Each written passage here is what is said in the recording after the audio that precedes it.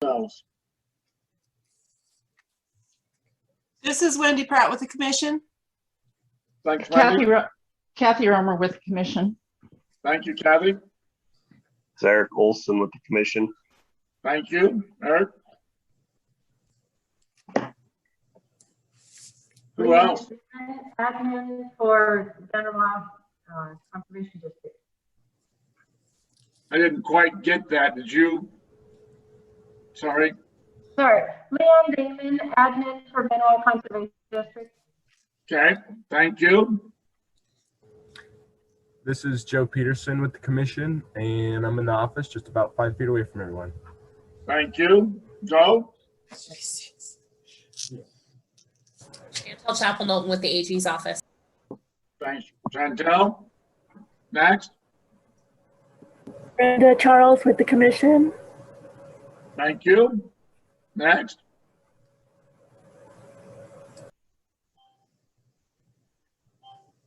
Okay.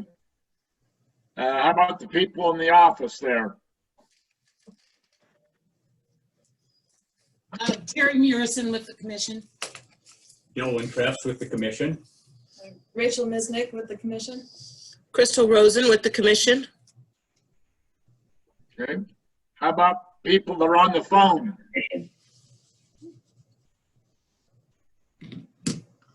Farmer Bragg, Custer SWCD.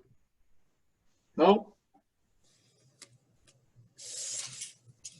Anybody else? Okay. Lynn Maston, Okay. Franklin. Anyone else? Okay. Thank you very much. For those that also now going on to meeting, roll call of the commissioners. Crystal. Chairman Norman Wright. Here. Commissioner Kathy Romer. Here. Commissioner Jerry Trebish. Commissioner Eric Olson. Here. Commissioner Wendy Pratt. Here. Okay. Thank you all for being there. Our next order of business is partner reports. Did I hear anybody from NRCS on?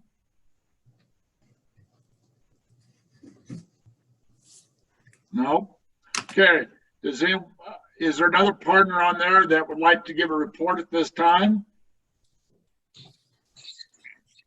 Mr. Chairman, this is Benjamin Kelly with IASCD. Is there any report that you want from us in particular?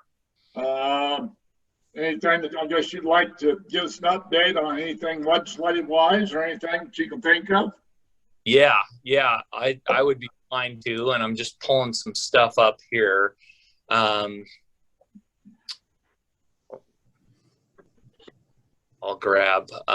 So for House Bill 297, that was held in committee last week. I think it was last Wednesday, Thursday. You know, once it was held in the committee by the chairman, there was a couple of legislators, including him, that said, hey, we could have a hearing on that or another version, that type of thing, and just not take a vote at this time. And so at that point, you know, I think where we were at and where we thought everybody would be happy with would definitely be that, you know, House Bill 297s are out there.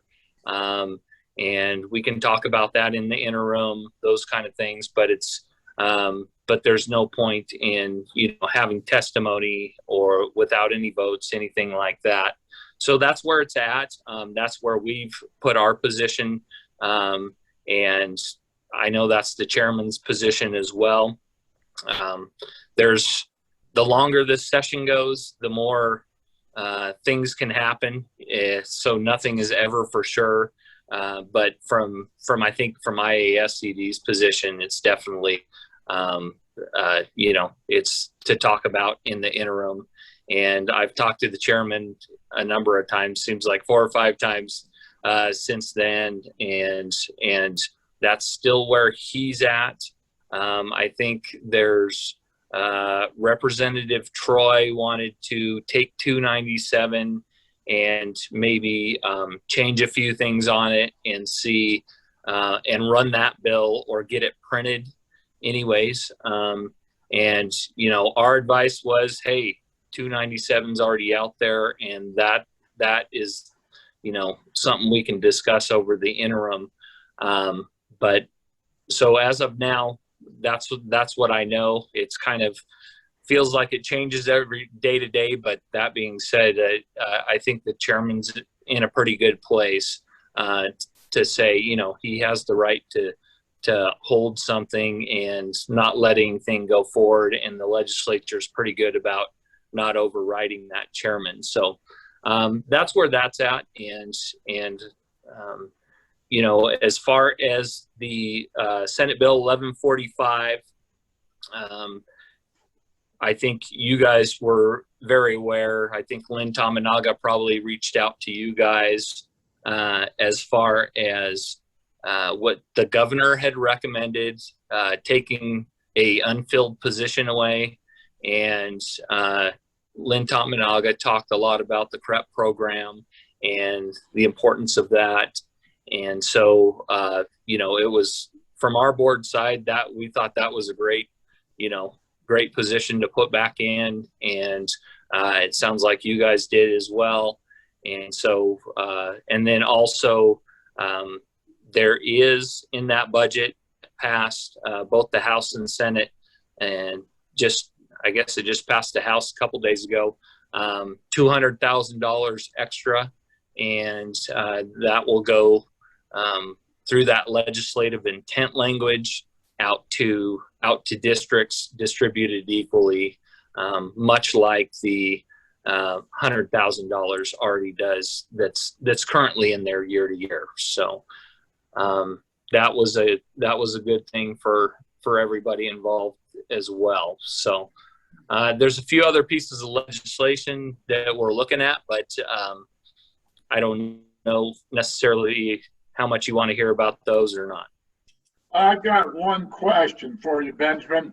Our cleanup legislation bill that the governor wanted us to do, that cleaned up a little of the language, dropped the one plan that's not been around for 10 years.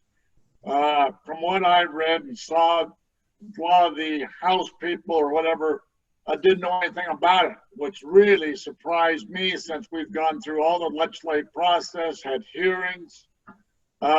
What's the story on that? I mean, let's be honest about it. Didn't change hardly anything, just cleaned up language. Yeah, that's a good question, Mr. Chairman. I mean, we did not weigh in on that one because, you know, from what you guys reported, you held, you know, almost like negotiated rules. You held a meeting and allowed anybody to speak to it. I don't think there was much district participation or any pushback there. And so, sorry, what was the question as far as what specifically? What we saw is a couple of the House members said, well, it appears it wasn't advertised enough or whatever. And they denied, they voted it down.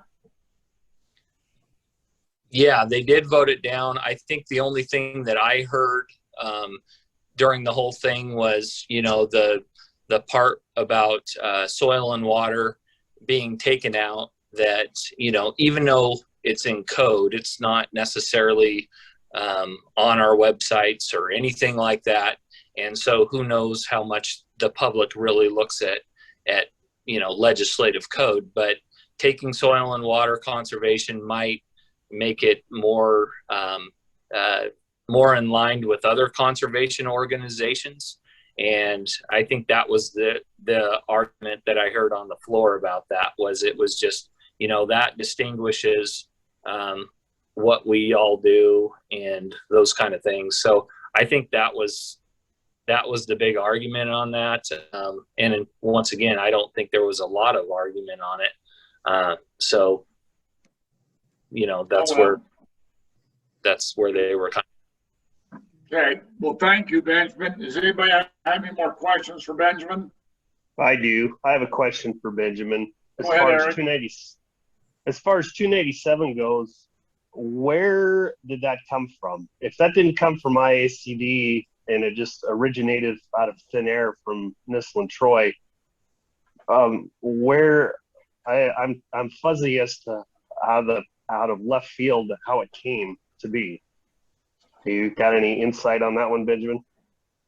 Yeah, so I mean, there's a number of sequence of events. I mean, so we obviously had our subcommittee, and the thing we talked about at the last meeting, those suggestions from the subcommittee, and then you and my board talked about your guys' suggestions as well.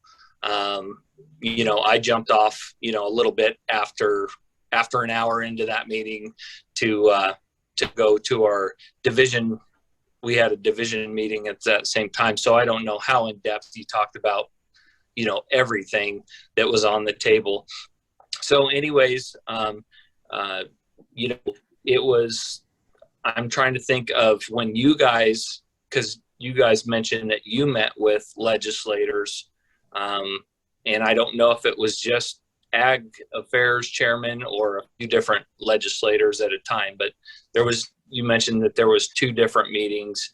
And so anyways, you know, it sounded like from what I heard that there was, in your guys' meeting, you know, they mentioned, well, something needs to be done here.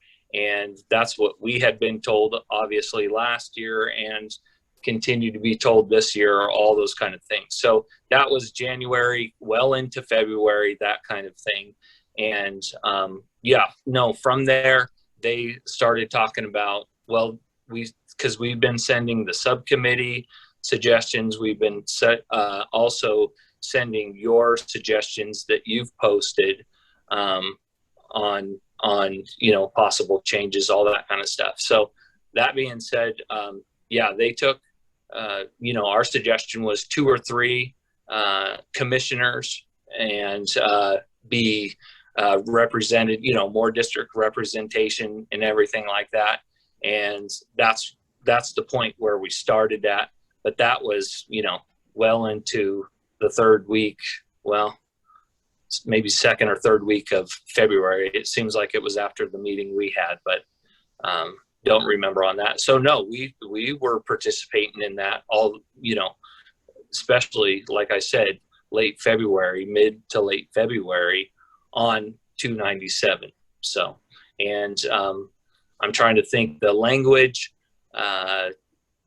came out of, some of it came out like Representative Troy was definitely the one pushing for to remove that whole section of code, 4 pages worth of code is what she said, having to do with creating new districts. She says, you know, if you guys, if you want to create the impression that you know, you're not just trying to grab more money through the budget and all those kind of things, then there's no reason to create new districts at this time. And so she thought that was a good cleanup. And then also having to do with the main, you know, the first point of choosing commissioners, or choosing per division 3 commissioners. There was just, I mean, that was just tons of back and forth. But the idea started with that 2 to 3 that the subcommittee suggested that we reported, you know, or we talked about during your joint meeting. Okay, thank you. Okay, thank you. Further questions for Benjamin? Yes, this is Wendy Pratt. I'm interested in the other pieces of legislation that you're working on, Benjamin. Okay. Just as far as the other ones that we've been watching and that may or may not have to do with I mean, they all have to do with districts, but I mean, they're not pieces that we ran. But are you just saying you want me to go through those? Well, yeah, quickly, I guess. Yeah, absolutely. Kathy Romer, ditto. Okay. So let's see. I'm going to have to find those, but one has to do with, I think it's House Bill or Senate Bill 1079, and now it's amended, and it's been sitting in the House for a long time, but it has to do with DEQ and their the BMP, water quality best management practices.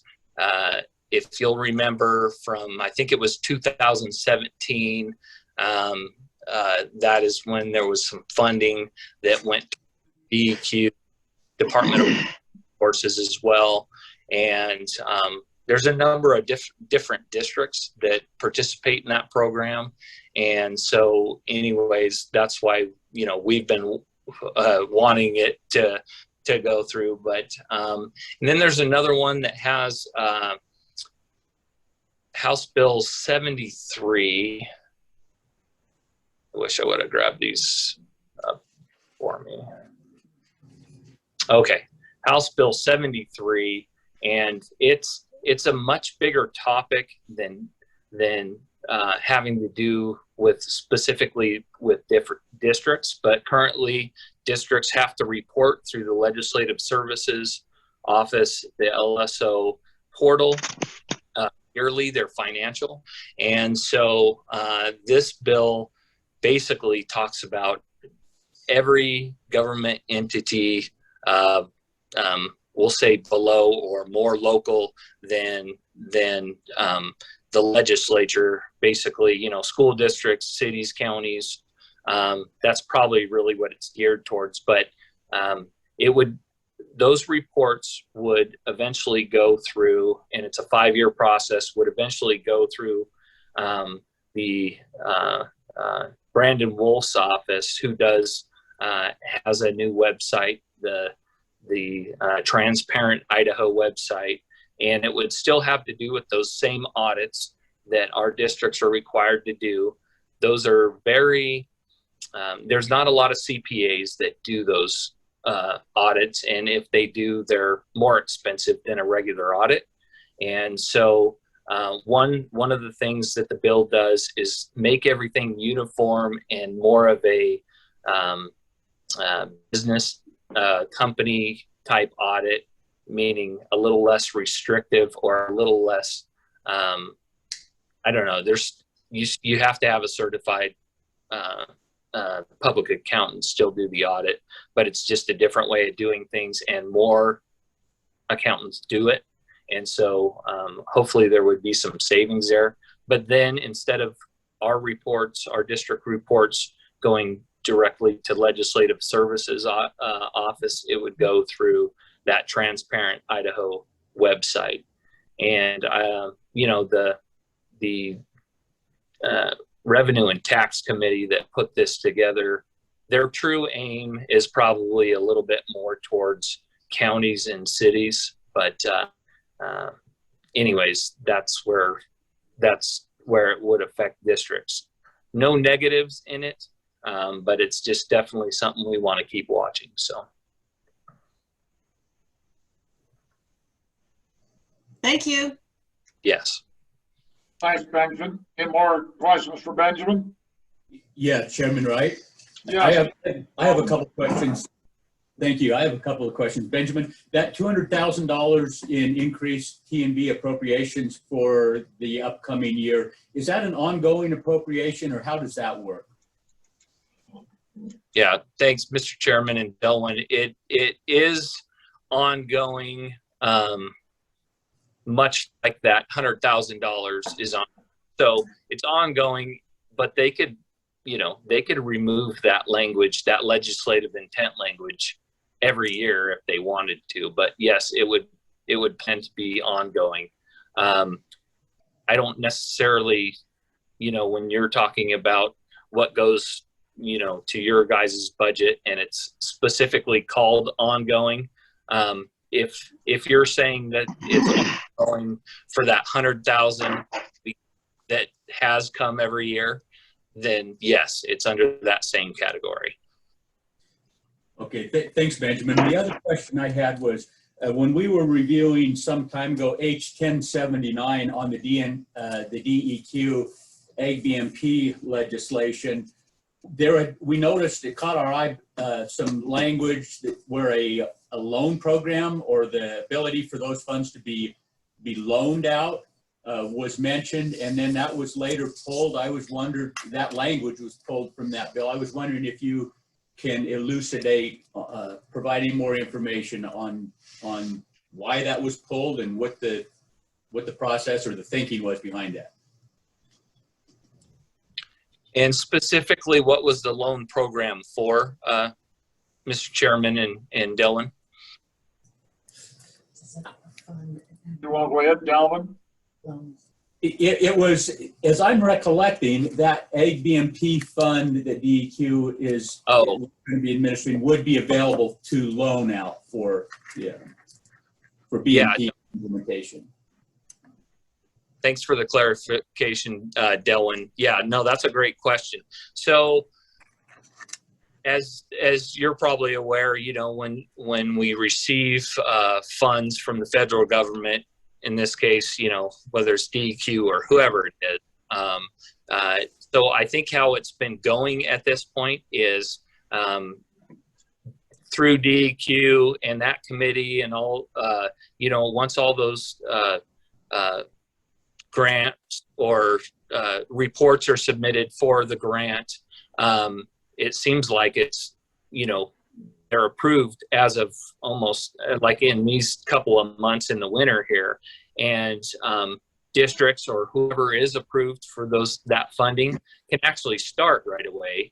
But the problem is those reimbursements don't usually come, or I should say this way, they seem like they come more as reimbursements than actual grant funds to be used during the process. And so yes, the loan part of that was going to be, or what was the word you used as far as where the money, it would be where the money was held, basically setting up that account. And so it would be able to be used over more than one fiscal year, and it would be in that, basically that savings account. So if the committee approved the project and they had a certain amount of money in there from last year, you could start right away this spring, basically, to do that. So, sorry, that was a little jilted a little bit, just kind of back and forth on that. But yes, there would be basically savings account on that, or just a pot of money that they would be able to draw from to help with that, instead of, you know, a entity that got the grant having to start work and do it in faith that they were going to get reimbursed. Thanks, Benjamin. Okay. Further questions for Benjamin? Hearing none, thank you very much, Benjamin. Are there other partners out there that would like to make a report? Hearing none, going down to agenda review. I don't believe there's any changes to the agenda at this time, so we'll move ahead. Item number 4, district outreach information. Delvin. Thank you, Chairman. During February, staff participated in as many district meetings as possible, seeking suggestions for how statute and rule could be modified to improve the process of distributing state funds to districts. Districts were divided between Bill Illibridge, responsible for those in Divisions 1 and 2, Loretta Strickland for Division 3 districts, George Hitz for Division 5 districts, and me for those in Division 4 and 6. We were able, between the 4 of us, to visit 41 of the 50 districts during February and collected the suggestions as depicted in the table on your handout there, on your memo. You can see that the suggestions that we received from districts 9 of them didn't have a meeting, so provided no response. 13 suggested we maintain the status quo. 10 suggested increase the base to a level capable of sustaining every district. 6 suggested reducing the cap on match, and the suggestions varied from reducing that match cap from $15,000 to $30,000, whereas right now, as you'll recall, it's capped at $50,000. 8 liked the suggestion or suggested dividing all available trustee and benefit funds equally between the 50 districts. 1 suggested distributing funds based on a tiered system that rewards district performance. Details for something like that would need to be worked out. And 1 suggested a comprehensive restructure of district funding that included 2 elements. A, equal distribution with the goal of moving trustee and benefits appropriations to $2.5 million or $50,000 per district as soon as possible, and giving districts the option of contracting back to the commission for technical assistance. The second element of the comprehensive restructure suggestion was to transfer $5 million from the Resource Conservation and Rangeland Development Program loan funds to establish an equal access, non-competitive district leverage fund, providing each district with access to $100,000 for use when they develop a resource conservation proposal that requires them to provide matching funds to undertake. You'll see, commissioners, that pages 4 through 23 of your packet are a bunch of background information and the working assumptions the district that suggested the comprehensive restructure provided. And in those 20 pages, they go through in detail the rationale and the thinking behind that suggestion. If you haven't had a chance to review this material, please do. And if you have reviewed it, do any of you have any questions at this point? Delvin, I want to go back to your recap here of what you found out. I'm a little bit confused on about the 4th one down. It says reduce cap on match, suggesting vary from 15 to 30,000. What's currently 50,000. Are these districts saying they want to reduce down to where districts would only be eligible for $30,000 maximum? Yes, that's what they're suggesting, Chairman. And the rationale for that is the lower you put the cap on the match, the more evenly the funds get spread amongst all the districts. So there's less of a spread between what the districts that qualify. Say right now, districts that qualify for 50,000 match, that takes $50,000 out of the pool of available match funds that's available for proportional distribution to all the rest of the districts. And so if you reduce that from 50,000 to 30,000, an extra 20,000 is going to be in the pool available for distribution to the remaining districts. So that was the thinking on that suggestion. Okay, I was just curious. That's what I thought they were saying, but I wanted to be clear on it. Interesting. Okay, thank you. And 16 will think about it and revisit in March. So that's right. That's right, Chairman. And I can kind of update you. As you note here, the final paragraph in this memo is that during March, staff are returning to districts, asking them to consider all of the suggestions collected in February and to select their preferred suggestions and provide their formal vote, formal action as a way of selecting that preferred suggestion.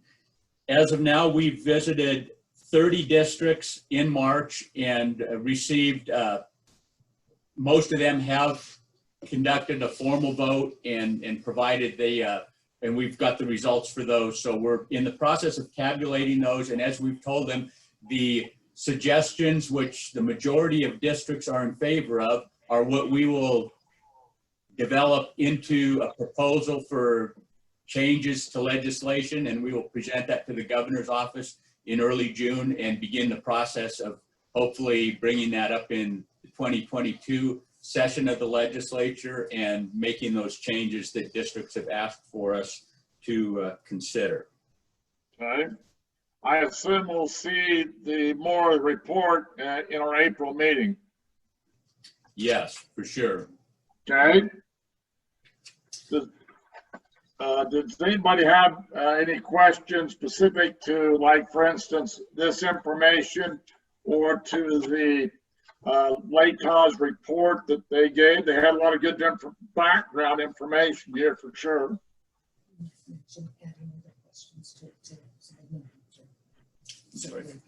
Okay. Hearing none. Delvin, continue, please. Are there any other questions regarding that? I guess the chairman already called for additional questions. All right, that concludes that report, Chairman. In summation, so far I can see a lot of variation in action items there as far as what they would like to have. That's true, and those of us that have been visiting the district meetings have made a point of stressing that everybody's suggestion isn't going to be put forward as suggested change to legislation. We're going with the majority of the suggestions that the majority of districts are in favor of are the ones that we'll craft into a change for legislation and try to get that done for them. So yeah, so far this month, I can tell you that those districts that have acted on these suggestions, the majority or the largest number of them have voted for the equal distribution. That's kind of where we're at now, but we have a number of district meetings to go, of course. Okay. Well, thank you. We'll look forward to seeing more information. Okay. You're concluded then on this subject, Delvin? I'm done. Yes, Chairman. Thank you. Okay.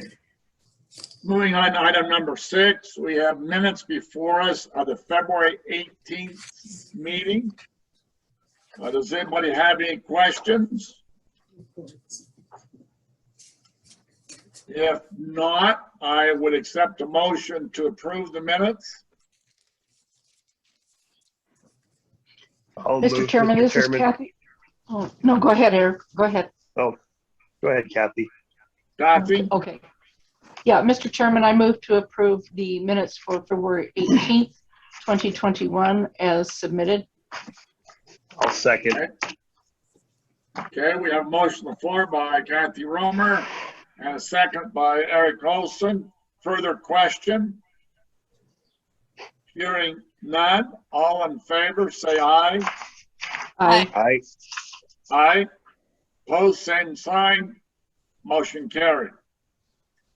Okay. Thank you. Moving on to financial reports. Ms. Mesnick. Your turn. My turn.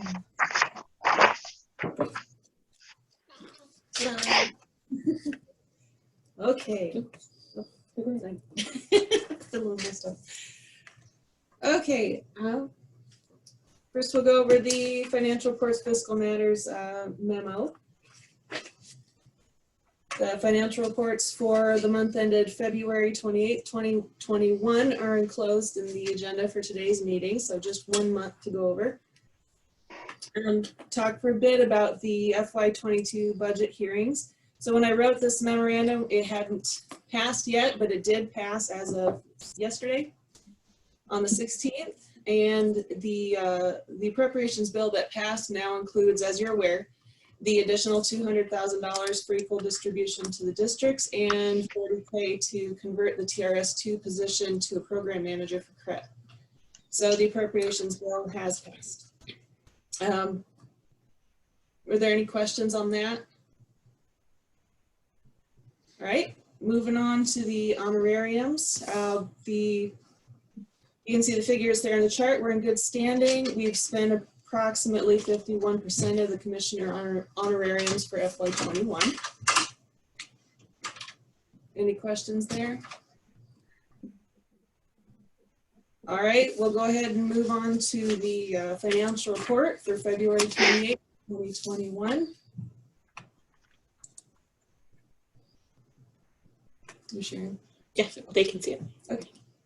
I don't have enough room on the TV for us to see. Ready?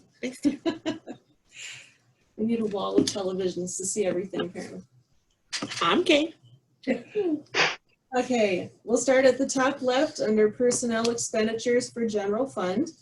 We have expended just over $704,000 for FY21, which is about 60% of our original budgeted amount for personnel and general fund.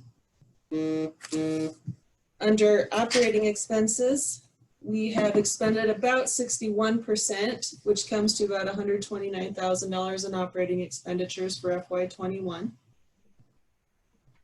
Under trustee and benefits, it is still the same as last month. We haven't received authorization from the governor's office yet to distribute the rest of it, but as soon as we get that, those funds should be sent out within, I'd say probably 2 or 3 days. And then under the cash balances for general fund, we did receive another payment from Franklin, restitution payment from Franklin, which brought up our cash receipts to $620. And overall expenditures to date is sitting at about 73%, 74% of our allocated amount for general fund. Are there any questions on the general fund expenditures?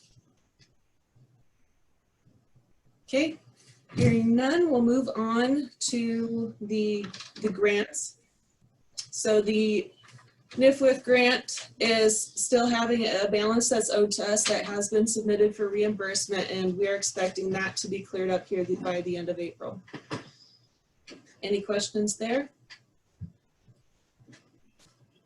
Okay, professional services. These figures are going to be the same as you saw for the month ended January. We'll go down to our CRDP expenditures under personnel. We've expended about 59% of our personnel funds for FY21, which is roughly the same as what we've spent for general funds so far. So at about $104,000 in personnel expenditures. Operating is about 36% of what we had expected. So we're definitely keeping costs low there. Cash balances received to date, we're at about $496,000, and we did just see another payoff that you'll see next month. And our balance sheet all the way to the right, we've got just over $2 million in notes receivable balances. Any questions on our CRDP? I got a question. Sure. What is the difference between on the operating for the RCRDP this year versus last year? Is it all COVID related? Is that why that's so low? Yeah, and you'll see overall, even with the general fund expenditures is lower than last year. Last year was also affected by COVID, less travel, et cetera, and also facing possible more rescissions. We've been really, really conservative in our spending. So that's why both of those funds, you'll see our CRDP and the general fund, the expenditures are lower than last year and definitely the year before. Okay. Thank you. Hey, Crystal, would you back up and define for me the professional services? What? Do you want me? Would you mind? Sure. Hi, Commissioner Pratt, Terry Murison with the Commission. So the Professional Services Fund was established a number of years ago when we were assisting the Office of Species Conservation with engineering work up in the Lemhi Basin. The legislature subsequently increased our spending authority there. We also assisted DEQ with a deep soil harvest testing project. And so those are services that we provide to other agencies out of our technical expertise. We don't use it very often. There is a prospect that DEQ could again request that we do another deep soil testing project.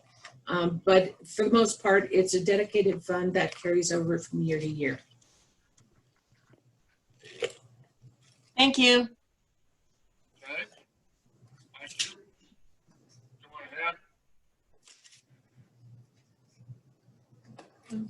My Look how camera you skills don't- are getting better. Right? You're not making anybody motion sick. Slow and steady. Yep. Okay, so our last fund on here is going to be the DEQ revolving loan fund. And these figures across the board are actually still the same as they were in January. There's no change on those. Are there any other questions on the financial report for February? Okay, and I think that's the most action we've seen on questions since I started. It's good. Okay, so we'll move on to the financial summary for February. We'll start at the top left, general fund, personnel fund expenditures. This is the same data you saw from the financial report, the last one we just went over. But you'll see the remaining balance on there as well is still holding due to turnover. Out of that figure, we are in the process of hiring a temporary office assistant to be on through the end of the fiscal year to help us become or get compliant with our record keeping requirements and help Crystal get caught up on that stuff.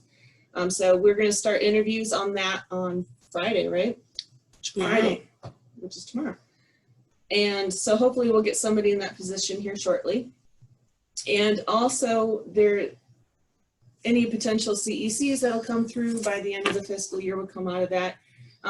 Any early implementation on CECs. And also we are going to be, we're advertising right now to replace our engineer position, and we extended the close date on that, which is April 16th, and hopefully we can get somebody in soon on that as well.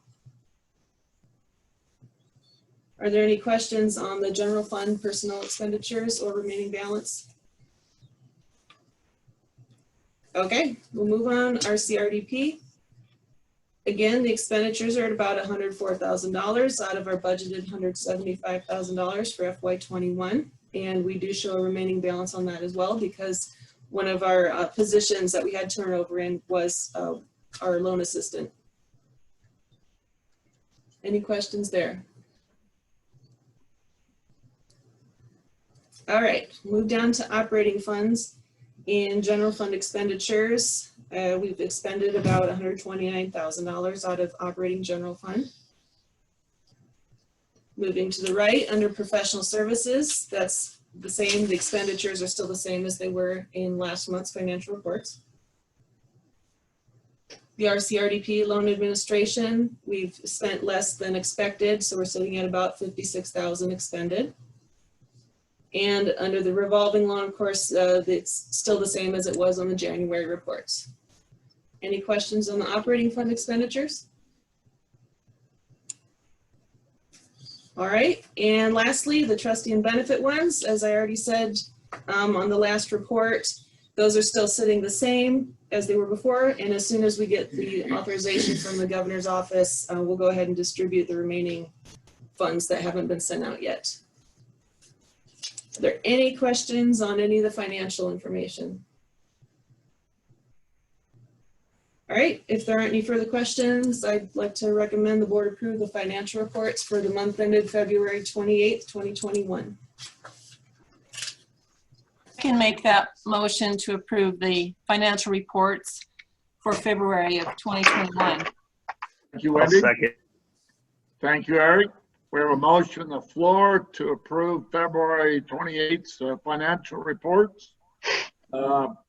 Further question? Hearing none. All in favor, say aye. Aye. Aye. Aye. Aye. Opposed, same sign. Motion carried. Thank you very much for your help there, Ms. Minzing. Okay, moving on to Minister's report. Dylan, are you going to give that, or? We skipped over reports. Pardon me? We skipped over reports, item 5. We skipped over report. Oh. General reports. commissioners and staff only. Okay. We have any reports by commissioners and staff on item number 5? I'm sorry.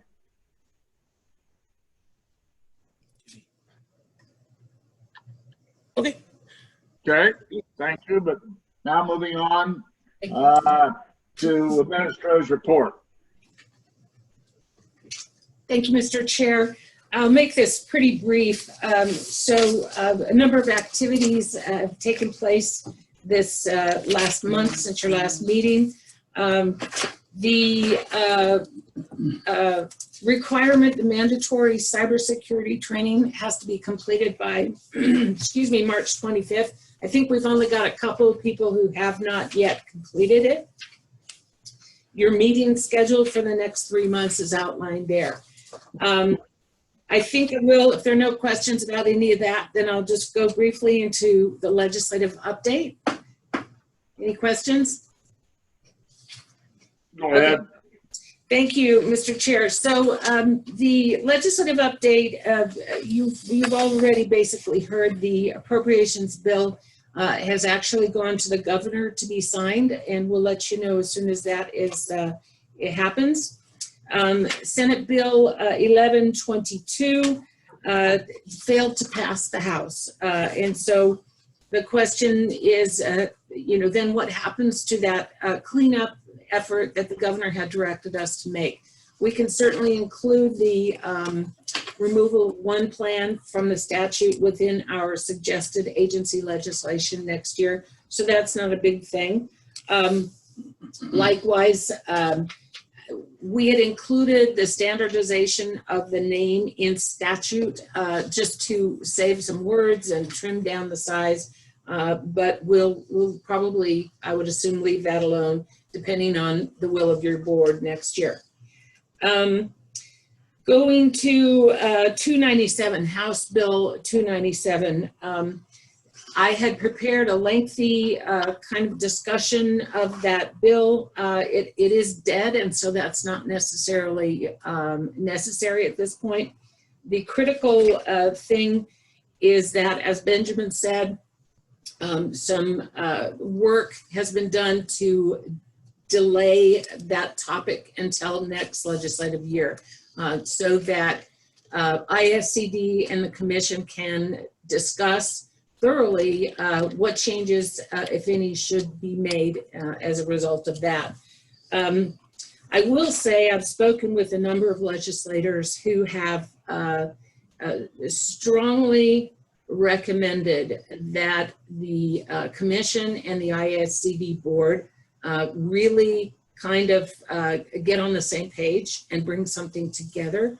And so your board should probably begin reaching out to ISCD. I know Benjamin and I will be working closely on that. I had originally recommended that your board request formally from ISCD that they convene a special meeting. Their bylaws allow them by call of the president or their board to convene a special meeting anytime during the year.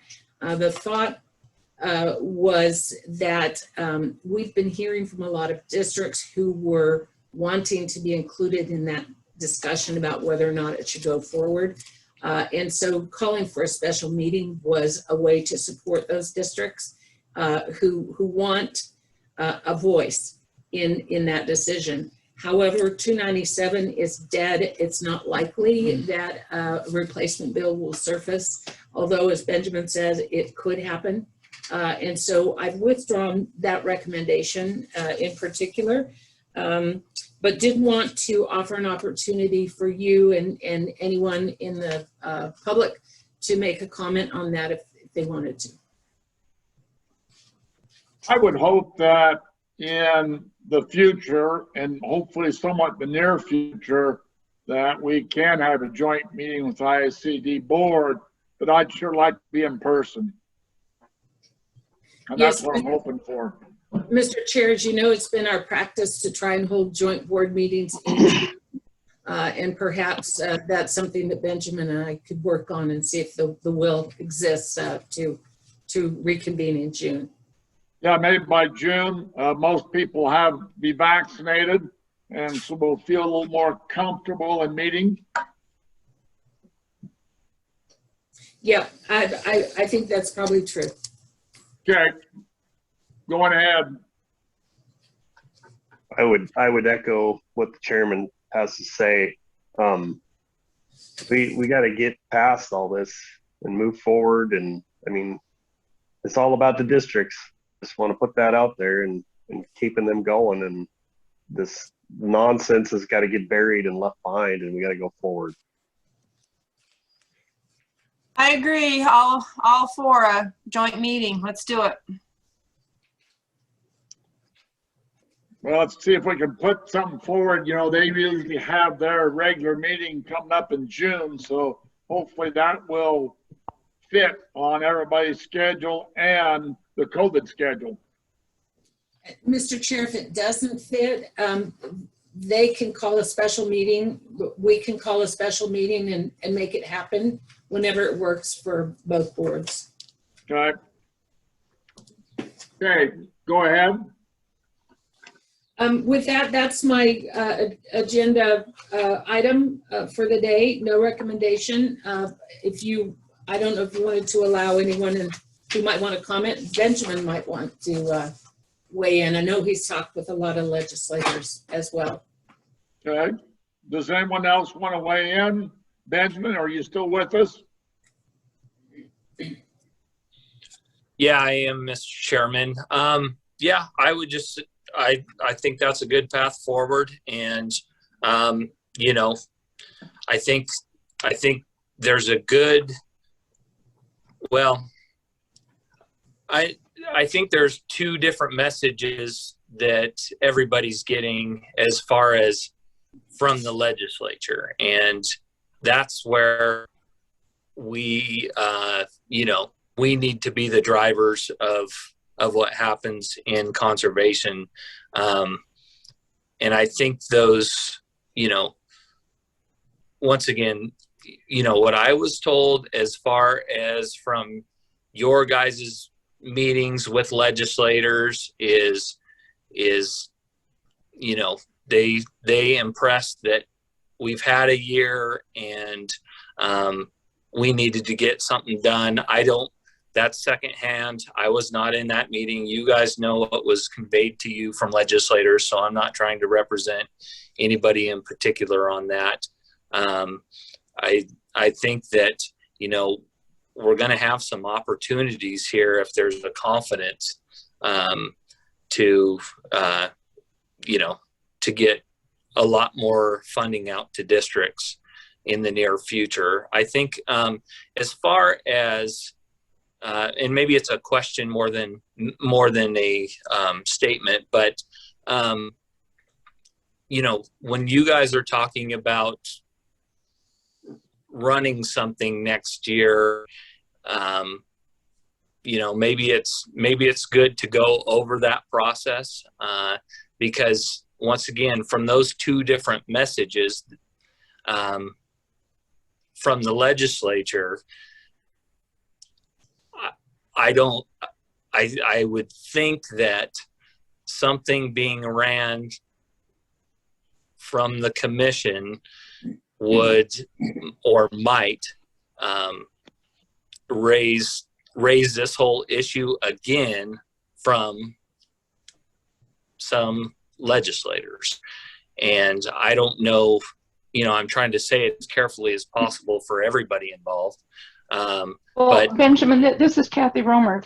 Can you just say it? Just spit it out there, because your message is getting lost in your roundabout way of approaching this. So, yeah. Well, and I thought I was pretty clear that, you know, what we've been told is that through those first two meetings you guys had in January, that it was expressed to you guys that something had to be done this year. That wasn't relayed to us during your, you know, the joint meeting. And that's once again, it was so let me clear the air here, Benjamin. It was brought up that they wanted something to be rammed through. And we all thought it was a bad idea to just automatically ram something through, or we get what we got, like a 297, where you don't have a consensus of districts that agree with what's going on. So I'm gonna take the credit for it. I'm the one that came up with the 2-to-1 match idea. I told both Senator Harris and Representative Gibbs at that first meeting that we needed a year to get this process moved through. And they agreed. And I said, if you want to have some sort of financial help for the districts for this year, I said, fund the 2-to-1 match fully. I said, if that's what you guys are wanting to do, I said, you can't ram something through this year because you're going to just make a even bigger mess than what we already have. So that was what was discussed in the first meeting, and that's where we went with the second meeting. It was brought up that they needed to have something done too, but we there again reiterated the same fact that we needed to have consensus, and you don't have consensus amongst the districts yet.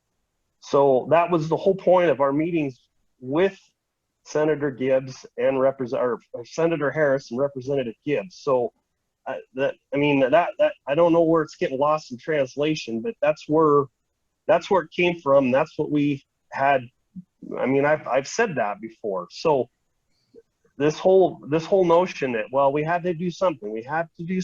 Well, it never, ever, ever works out the way that it's supposed to when something just gets stormed through.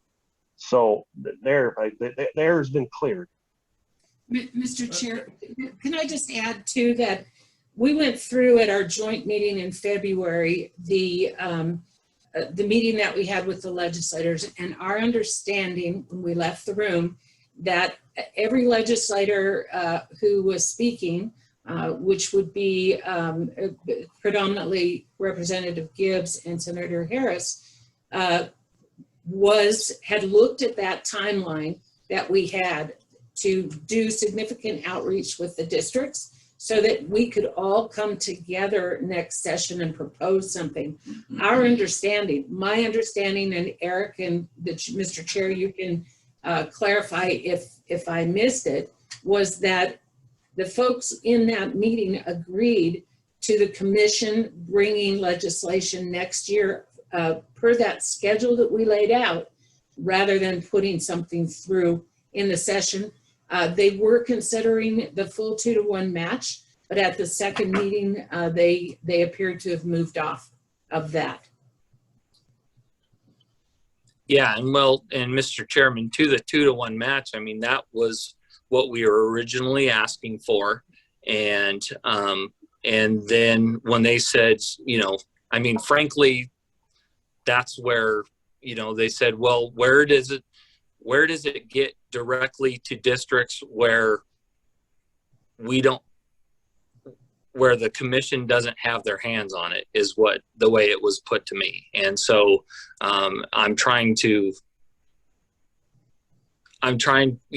So anyways, and that's where we went.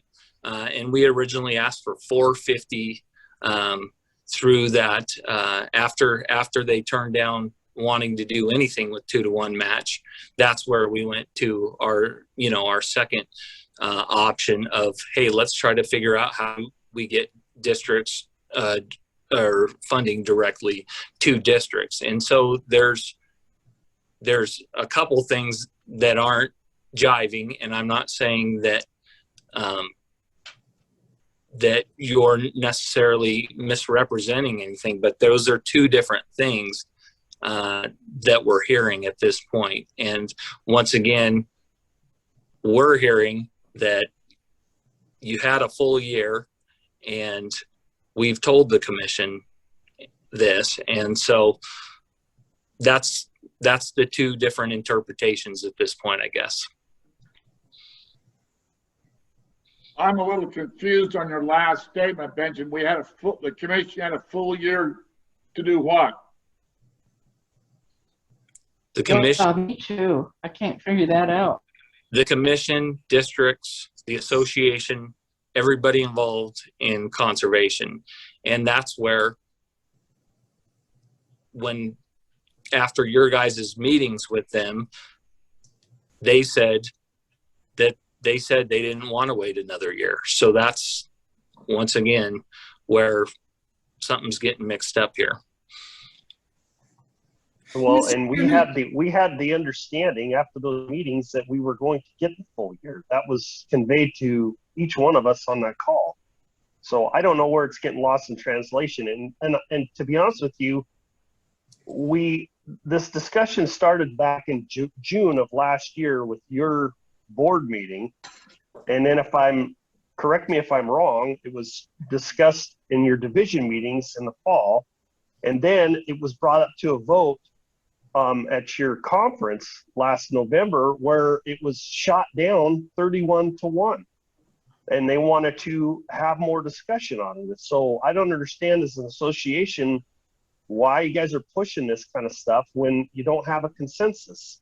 So therefore, that was what we were going off of with the representative and the senator that we were discussing this with, that there was no consensus in the districts on the path ahead. Now that the whole thing has been brought out and the districts want to have a voice, now and now we're talking about the semantics of the language that was being used. Well, nevertheless, it's over and done with, and now we have a year, and then we get hit with a 297 that comes out of left field, which is not what we were. I mean, the first meeting we had, and I brought up the 2-1 match. They told us, all of us, Gibbs and Harris said, we'll make it happen. So what does that mean? That's what the conversation was about. So I don't know where the language is getting tossed around and lost in translation or what, but nevertheless, we're at where we are, and we're moving forward. And, the numbers, you guys got the $200,000, which now I'm hearing came out after the fact when they said they weren't going to do the 2-1 match, and they shot down your 450. How was that our fault? I mean, I don't understand where that's coming from. Well, and I want to say something about that 450 and the 200,000.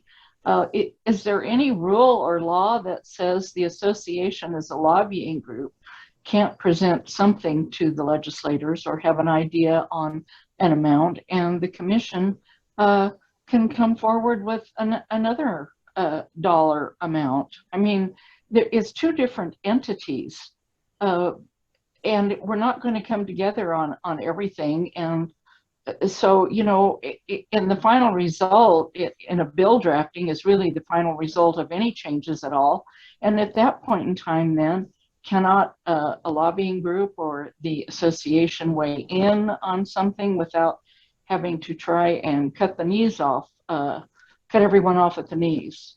I mean, differences of opinion and different approaches to the same topic can often be a very healthy thing. We don't have to just line up like little soldiers, on everything. Differences of opinion can be presented in a professional, logical manner, and let the decision makers make the decision. The main goal is to benefit the districts, and it's all about money. So, the more money they get, the better off they're going to be, really. So the focus should be getting more money out to the districts, no matter how it gets done, basically. I know you say the commission isn't to have their hands on it. I'm not sure what that meant, but anyway, that's my take. Right. Yeah, and Mr. Chairman, that's what was conveyed to me, and that's just it, is when we're told that you're not going to get anything for 2-1 match. And so we said, okay, is there another way we can get funding out to districts? And so, yes, if the commission wants to say, continue to go, this legislative session, say $250,000 or $220,000 or to 2-1 match, and we're asking for 450 to go through a different process. Well, they hear the word 220 or they hear the amount of 220 and 250, and that cuts the knees off of anything close to 450. And so that's where the problem is right there on when we're talking about the dollars part of this thing, is we basically negotiated against ourselves. Well, okay. With that being said, though, Benjamin, the difference between us on the commission being part of the executive branch, we have to work within the bounds of where we're at. We cannot lobby for any more than what we can request as far as a full 2-to-1 match. And the other part of it is that we have such a breakdown of communication between the association and the commission, and had no idea that you guys were trying to get $450,000. And I don't know where that number even came from. And nevertheless, it doesn't matter. But it all happened in the fact that we can't sit there and lobby to these legislators because it's against the law as to what we can. We can work within the bounds that we're allowed to do, which is in the full 2-to-1 match, which ended up being like $220,000 in order for that to happen. So for you guys to come back and say that we cut you guys off at the knees as far as that goes, we're working within the bounds of the rules that we have. So therefore, I think there needs to be a lot more open communication between our boards, and there hasn't been. Well, and I agree with you, Eric, on that. Just your point, and I have said to myself and others, the agency is a state agency and is different from a lobbying group. And there are certain parameters and rules and regulations and, paths forward that an agency and the administrator have to consider and work within those bounds, whether they be written, unwritten, spoken, or unspoken. It all comes into the mix when you're operating as a state agency. So sometimes I think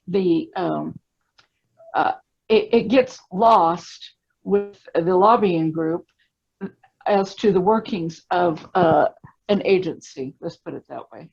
Well, and Mr. Chairman, that's exactly it. And we know exactly what you are allowed to do and not allowed to do. And it's not inside the confounds of 2-to-1 match. It's in the confounds of what the governor recommends. And so that's where we had no clue that that any numbers were being thrown out there by the commission.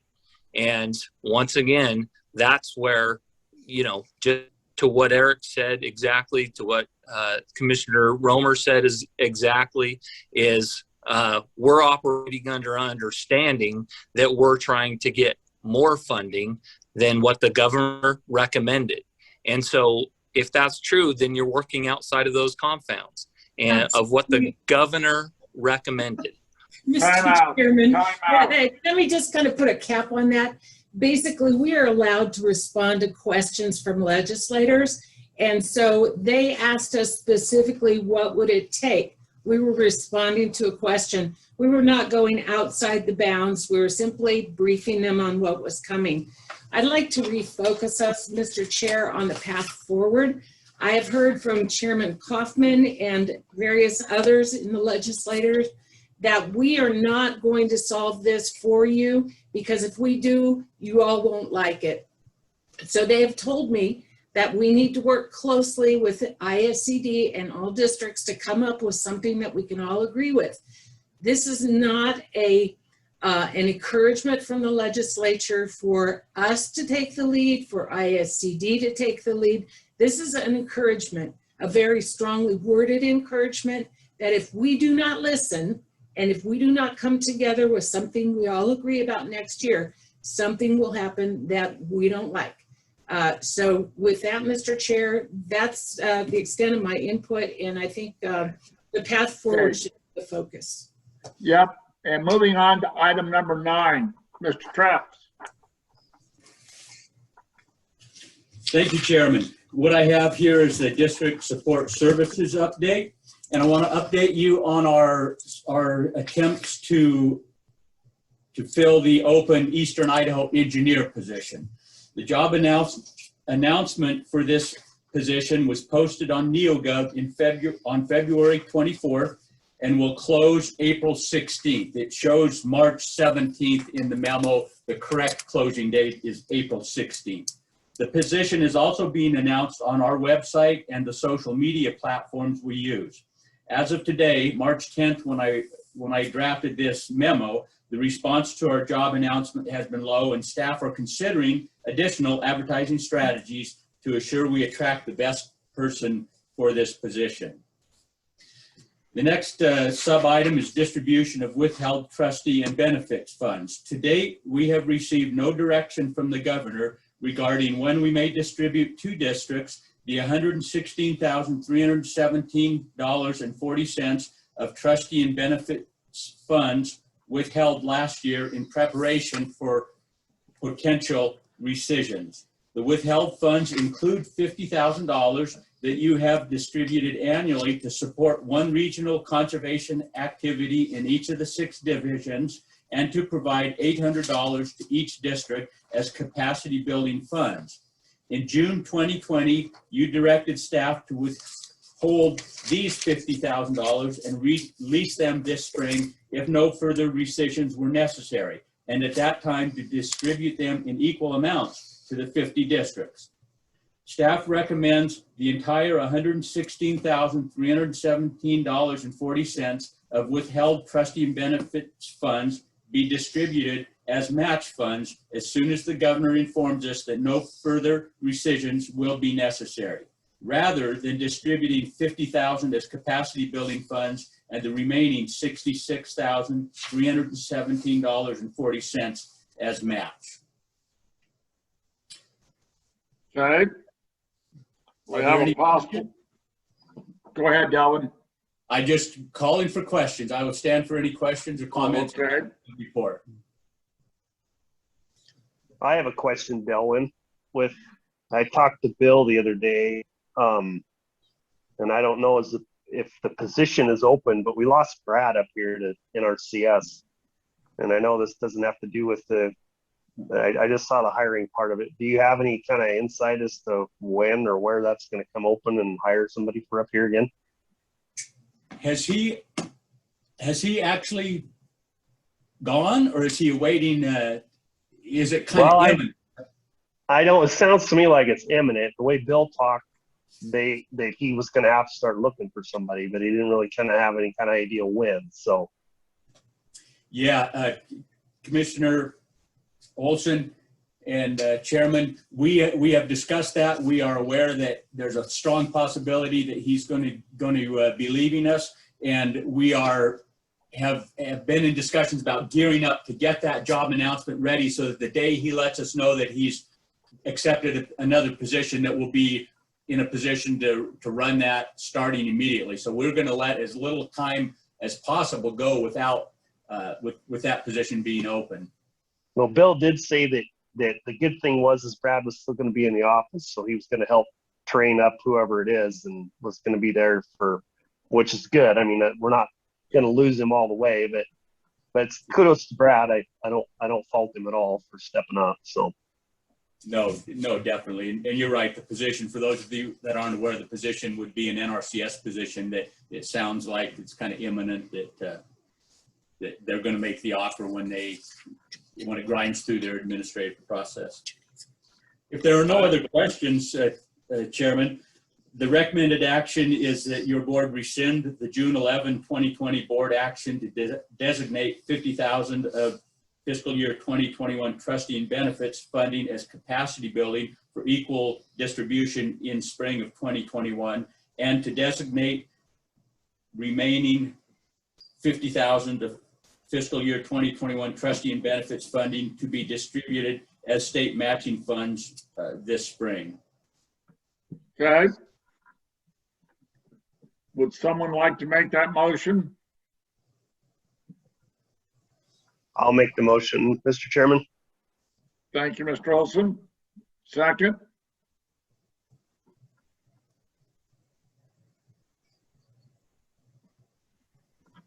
Second. Thank you, Ms. Romer. Further question on the motion?